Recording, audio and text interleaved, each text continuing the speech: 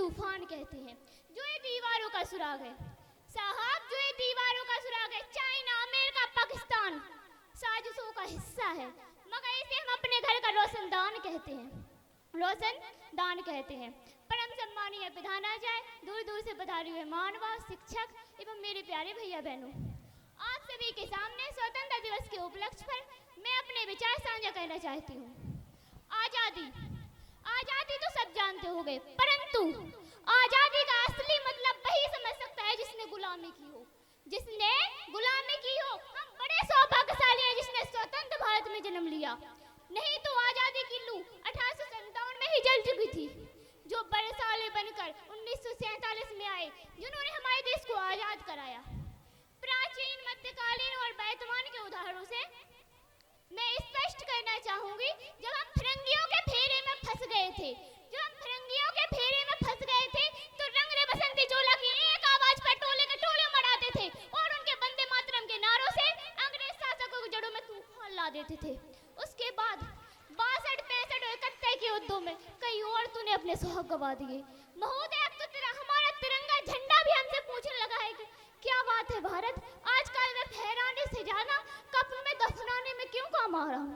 महोदय, हृदय तो उसी दिन फट गया था जिस दिन एक बूढ़ी माँ अपने बेटे के चुद्दों को देखकर बोली, साहब आप तो भर्ती में 1 इंच कम नहीं लेते, मैं आधा शरीर कैसे ले लूं। महोदय, इन मानवाधिकारों के कारण, इन मानवाधिकारों के कारण आतंकियों की नाक सुनी हंसती है और शहीद हुए आंगन की तुलसी रोती है और शहीद हुए विधवा की वेदना चीख चीख कर कहती है कि प्यार भी भरपूर गया, मांग का सिंदूर गया, प्यार भी भरपूर गया, मांग का सिंदूर गया, नन्हे नौने हालों की लंगोटियां चली गई, छोटी छोटी बेटियों की चोटियां चली गई, आपके लिए तो एक आदमी मरा है साहब, हमारे घर की तो रोटियां चली गई, हमारे घर की तो रोटियां चली गई। महोदय, हृदय तो एक दिन अब एक बूढ़ी माँ अपने बेटे को सरहद पर दुश्मनों की धज्जियां उड़ाने के लिए भेज दिया करती थी, फिर पत्र लिखकर भेजा करती थी कि माँ ने पत्र लिखा है बड़े ही चाह से, कि माँ ने पत्र लिखा है बड़े ही चाह से, बेटा मेरे न घबरा जाना, 1 इंच पीछे न हटना, चाहे इंच इंच कट जाना, चाहे इंच इंच कट जाना। महोदय, सब मेरी नजर में सबसे बड़ा देशभक्त वही है जो अपना काम पूरी ईमानदारी, लगन और मेहनत से करता है, जो अपना काम पूरी ईमानदारी, लगन और मेहनत से करता है। नहीं तो मैं नहीं मानती, मैं नहीं मानती फेसबुक और व्हाट्सएप की डीपी को 3 रंगों में रंगना ही देशभक्ति है। यदि आप कहेंगे कि साल में 2 बार तिरंगा लेना ही देशभक्ति है, तो मैं पूछना चाहूंगी फुटपाथ पर ट्रैफिक की भीड़ में नंगे पांव जो बच्चे तिरंगे बेच रहे होते हैं, क्या वो सही है? क्या आप उसे उसकी देशभक्ति कहेंगे? ये उसकी देशभक्ति नहीं, ये उसके भूखे पेट की शक्ति है जो उसे ऐसा करने पर मजबूर करती है, क्योंकि ना वे मस्जिद को जानते हैं ना सिवालों को जानते हैं, ना वे मस्जिद को जानते हैं ना सिवालों को जानते हैं। साहब, जो पेट के भूखे होते हैं ना, वे केवल भोजन के निवालों को जानते हैं, भोजन के निवालों को जानते हैं। हमारा परिवार, हमारे देश, हमारे समाज के लिए समर्पित का भार है हमारी देशभक्ति, और हर देशद्रोही के जीवन में आने वाला तूफान है हमारी देशभक्ति, ताकि हर देशद्रोही ये समझ सके, अगर तू परिंदा है तो ये आसमान तेरा है, अगर तू परिंदा है तो ये आसमान तेरा है, अगर तू दरिंदा है तो ये शमशान तेरा है। भाईचारे से रहना तो रह इस जमीन पर, नहीं तो कब्र भी तेरी और कब्रिस्तान तेरा, कब्र भी तेरी और कब्रिस्तान तेरा है। और देशद्रोही से ज्यादा देशभक्ति तब बेहद होती है जब एक बेटा अपने बूढ़े माँ बाप को वृद्धाश्रम की चौखट पर छोड़ाता है, वृद्धाश्रम की चौखट पर छोड़ाता है। और हम एक ऐसे समाज में जीते हैं जहाँ पत्थर की मूर्ति को लगाते हैं 56 भुज, पत्थर की मूर्ति को लगाते हैं 56 भुज, और बूढ़े माँ बाप को भूखा सोने देते हैं लोग, बूढ़े माँ बाप को भूखा सोने देते हैं लोग। लेकिन वो ये नहीं समझते कि समय सबका आता है, समय सबका आता है। रुलाकर अपने माँ बाप को तुम खुश रह नहीं पाओगे, रुलाकर अपने माँ बाप को तुम खुश रह नहीं पाओगे। जैसा व्यवहार आज उनके साथ करोगे, कल तुम भी वैसा पाओगे, कल तुम भी वैसा पाओगे। करा उठती है वो देशभक्ति, करा उठती है वो देशभक्ति जब मुसीबत में फंसे लोगों की जान बचाने के बजाय बल्कि सेल्फी लेकर अपनी लाइफ को बढ़ाने में लगे रहते हैं। वही लोग 4x4 इंच की छोटी सी स्क्रीन पर अपनी लाइफ में भावनाओं को बढ़ाने में लगे रहते हैं। और 4 बोतल घोटका काम मेरा रोज का, 4 बोतल घोटका काम मेरा रोज का ने भारत के भविष्य को तबाह कर रखा है। और मैं बता दूं, शराब पीने वाला व्यक्ति सिर्फ शराब नहीं पीता, बल्कि अपनी माँ की खुशी, पत्नी का सुकून, बच्चे के सपने सब एक घूंट में जाता है, सब एक घूंट में पी जाता है। हाँ, और हम एक ऐसे समाज में जीते हैं जहाँ लड़कों से बात करता देख जो भाई हड़काते हैं, जहाँ लड़कों से बात करता देख जो भाई हड़काते हैं, वही भाई अपनी गर्लफ्रेंड के किस्से घर में हंस हंस कर सुनाते हैं, वही भाई अपनी गर्लफ्रेंड के किस्से घर में हंस हंस कर सुनाते हैं। और महिला सुरक्षा के हित में अभी भी हम दूसरे नंबर पे आते हैं, दूसरे नंबर पे आते हैं। और जहाँ तक कि दहेज की बात करें, दहेज तो एक भीख मांगने का नया तरीका बन चुका है, नया तरीका बन चुका है। एक लड़का एक बेटी से कहता है कि तुम्हारे बाप की औकात है गाड़ी देने की।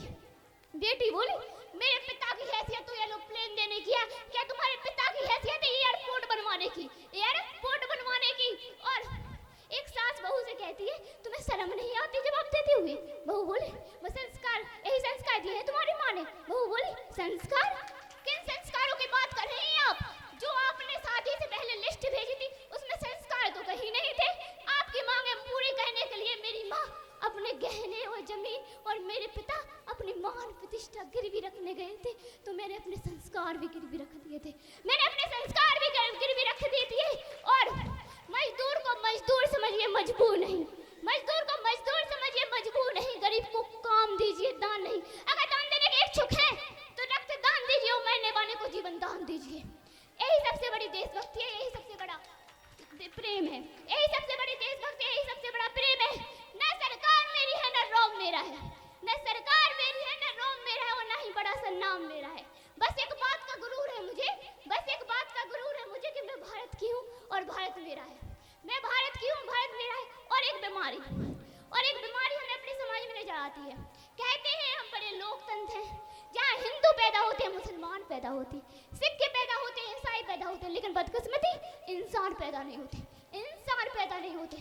और मेरी नज़र में न हिंदू की जरूरत है न मुसलमान की जरूरत है, न हिंदू की जरूरत है न मुसलमान की जरूरत है, बस राष्ट्र निर्माण के लिए अच्छे इंसान की जरूरत है।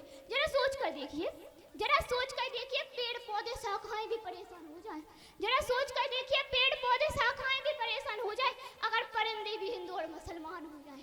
और एक सेक्सीय बीमारी, एक सेक्सीय बीमारी है हमारे यहाँ की शिक्षा नीति केवल उनके लिए है, पहले वो जो विद्वान है, दूसरे वो जो धनवान है। यही कई गजब की बीमारियां हैं और जिसका कारण हमारा अंधविश्वास, हमारा अंधविश्वास।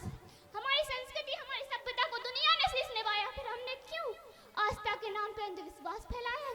मेरी नजर में राष्ट्र निर्माण तब संभव होगा जब इस देश में महिलाओं की पूजा नहीं, इज्जत की जाएगी। राष्ट्र निर्माण तब संभव होगा जब जाति निचलड़ को छोड़कर सामाजिक शक्ति को अपनाएगा। राष्ट्र निर्माण तब संभव होगा जब स्वतंत्र अभियान में केवल सरकार नहीं बल्कि सड़क पर चलने वाला हर नागरिक हाथ बटाएगा। राष्ट्र निर्माण तब संभव होगा जब स्वच्छंद अभियान और स्वतंत्र अभियान को दिल से अपनाएगा।